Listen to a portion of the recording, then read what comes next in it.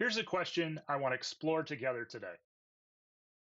How do 5,000-year-old clay tablets from Iraq, the rise of personal computers in the workplace, and the 26th President of the United States all connect to AI and the future of work? Hi, I'm William Crane, CEO of Orbade. I open with that riddle because it captures something my team and I deeply care about: the way in which history quietly repeats itself whenever new tools reshape how we work. We spend a lot of time studying the intersection of business profit and environmental impact. And while the research is fascinating, what really drives us is putting those insights into action, because that's at the heart of Orbade's mission and my own passion, empowering teams to deliver both business profits and environmental impact. And that's exactly what Orbade software does. It continuously recommends project business cases and next step tasks so teams can advance all sustainability targets across all sites profitably. Welcome to the workshop, Leveraging AI to Deliver a Greener Bottom Line: how to craft a 30-day action plan of profitable sustainability projects that advance all targets across all sites in minutes. Over the next 35 minutes, I'll unpack that opening riddle and explore what history teaches us about accelerating both profitable and impactful sustainability projects. We'll begin with benchmarking insights from our new 2025 Top 50 Most Sustainable Automotive Suppliers report that's based on our latest research in partnership with the University of Michigan.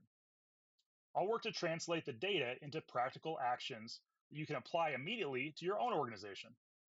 Next, we'll examine lessons learned, including real-world AI use cases that are already helping teams deliver sustainability project results. Then we'll shift from insight to action. You'll have the opportunity to participate in a brief interactive exercise using AI software to generate a customized list of sustainability project business cases and next step tasks that are aligned with your individual priorities and broader company goals. Finally, we'll highlight available support resources to help you sustain momentum after today's workshop, and we'll close with some time for Q&A. With that, let's dive in. So what do we mean by sustainability action plan? That certainly can mean a lot of different things. Our goal for today is to identify about $1 million worth of cost savings and address 3 to 5 metrics of your choosing. So it could be biodiversity, it could be sustainable materials. You're going to get to pick your own adventure there. And then on the 30-day action plan side of things, specifically talking about the business case, because at the end of the day, it doesn't matter how good the materials are, how innovative the technology is. It doesn't make business sense. From my experience, it's not going to be implemented. So we'll talk about building the business case and what you want to do in that case. A couple of data points. The Project Management Institute, there's some stuff, we'll make this available. You can essentially get 25 to 40% more productivity. You can accomplish that much more of sustainability project business case development, according to PMI, using AI. So you get, again, a factor there. That can help with the capacity side of things. Does not mean that is always the case. Certainly, if you're just doing things to do things, whether it's sustainability or not. Companies, we get this question a lot: is ZF more sustainable than ABB? Absolutely not. We're just saying that these folks are doing things, by and large, versus their peers differently. And we'll tease out what that is a little bit here.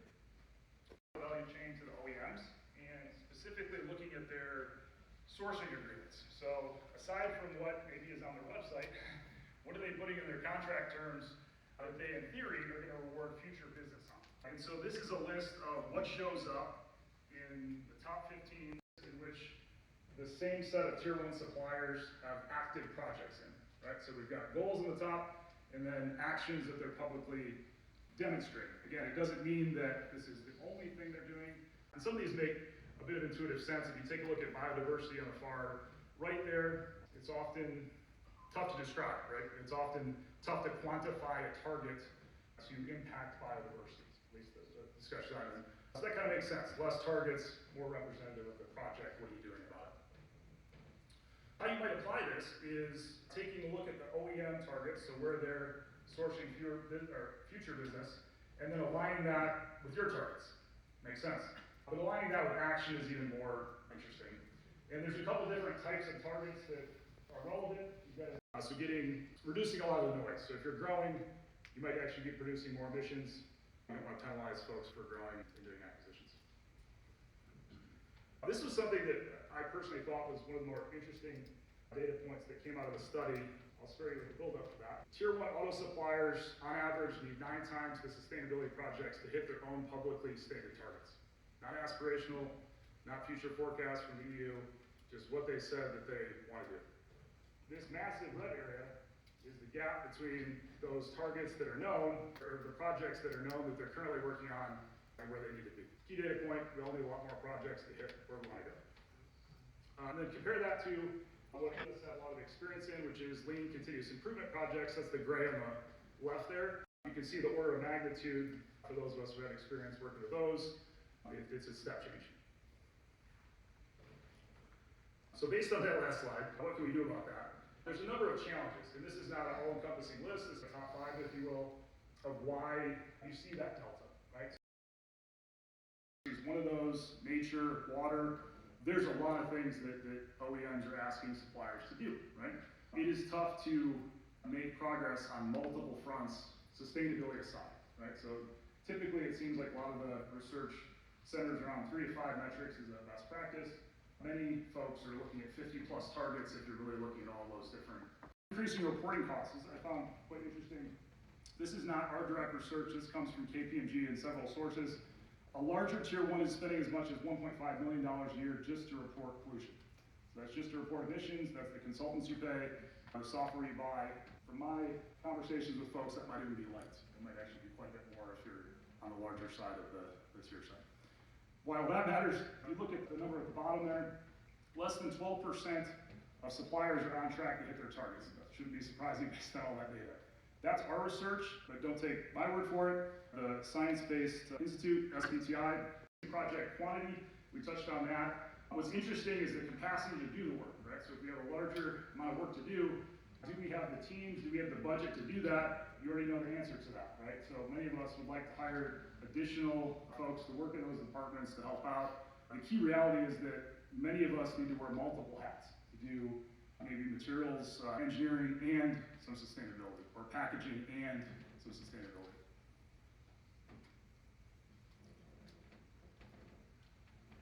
There's a lot of environmental science with that. There's a lot of new skills that we have to build to be able to do that. The business case is always key. I know many of us sat in, not necessarily this forum, we'll say other conferences, and there was a lot of, I think, good intentions maybe a few years ago, a lot of altruism, folks might say, feel good stuff. Most of that stuff has been shelved, as we all know, right? It doesn't win the day and it doesn't pay your company's light bill or your family's light bill. Business case is key. Matching individual goals and aspirations with company goals, right? So there's a lot of psychology research that says the more aligned you can get on how folks are promoted, how folks are rewarded at your company, the more passion, the more they're going to bring to work to advance those goals. So getting as much alignment as possible is key. And we talked about reporting costs. So here's a couple just really brief examples of what applying some of the recommendations we have there looks like. A pretty common quote that many of us, I'm sure, have faced on the left there of you've got a number of targets, how do you attack those? Usually that's an open-ended question or comment from the C-suite that is tasked with many of us that is difficult to answer, right? So how do we close or put a dent in that? And projects don't necessarily, they're not 100% successful, right? So the 1.6 number is a good factor to have. You need to have that much buffer to plan for failure, right? So not everything's gonna be a moonshot. So this is what this looks like from a raw material standpoint. ZF had a very, I think, focused goal when they approached us, which was to close some of the loop within their ADAS electronic supply chain, and easier said than done. To do things a little different from a value chain standpoint. And they were able to use the technology we'll go through in a second to identify essentially a roadmap to get there practically, right? So how do they get an ROI as it relates to stepping into new ways to work? We're now going to shift to the interactive part of the workshop. It's time to build your personalized 30-day action plan of sustainability projects that are tailored to your individual goals, but also advance your broader company goals. Now, this might be the only workshop where you're actually asked to turn on your phone or laptop. So go ahead and power up your device and scan the QR code displayed on the screen or go to the link. If you're watching a recording of this session, Simply follow the software prompts, and the software will guide you to the same destination.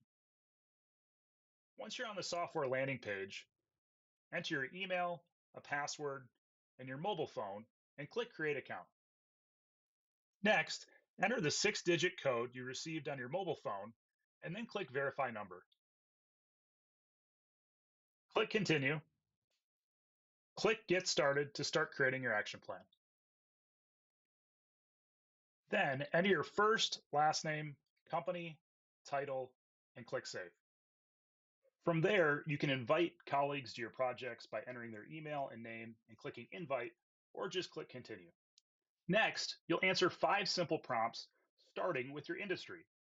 You can get uber specific by adding industries, such as automotive supplier, and sub-industries, such as seating systems, interior systems, and injection molding, all of which will fine-tune the project recommendations you receive.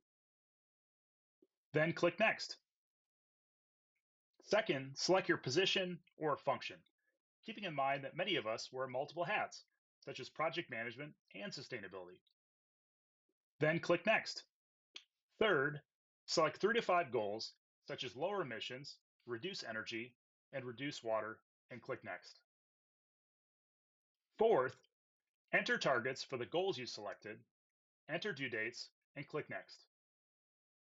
Lastly, select companies you'd like to benchmark. They could be direct competitors or peer companies that you admire, and then click Next. You'll then be taken to the dashboard where you can access your sustainability projects. Congratulations! You now have over 50 sustainability projects and the full business case that goes with them that are individualized to address 3 to 5 goals of your choosing, which make up your overall action plan. Now let's revisit that second part of our opening riddle. Personal computers entered the workplace roughly 30 years ago, reshaping how we work. But that's just 0.001% of human existence. Since then, we've spent countless hours typing emails, reports, and texts, becoming highly efficient at it. Drafting a 1-page project memo by typing an AI prompt is 6 times faster than manually typing a 1-page project memo.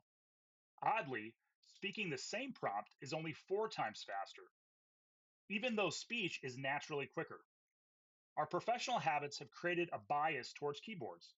Yet when we speak and receive a verbal response, the gain is dramatic, 10 times faster to create and consume. So why does this matter? As AI shifts from typing to voice, we are returning to more natural, more productive ways of working.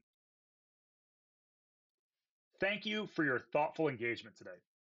I truly appreciate the energy and participation you brought to this workshop.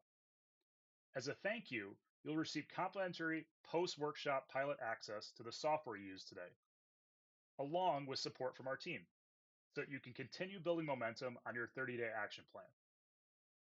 If you'd like to schedule time with us to pilot the tool, receive additional guidance, or discuss your specific corporate sustainability challenges and how we might accelerate your goals, simply scan the QR code on the screen to book time with us. We'd love to continue the conversation. AI is simply a tool to get work done. Like any productivity tool, its impact depends on well-defined use cases and a clear ROI. As Teddy Roosevelt, the 26th President of the United States, reminds us, the future belongs to those in the arena. To lead the future in a world with AI, we must be active participants. Technology is evolving so rapidly that observing from the sidelines is no longer an option. To lead, we must act. We must lean into the uncomfortable, connect with new faces, forge new partnerships, pilot new tools, and expose our teams to new ways of working so that we can co-create a better future together. History can guide us, but winning the future requires stepping into the arena and taking action.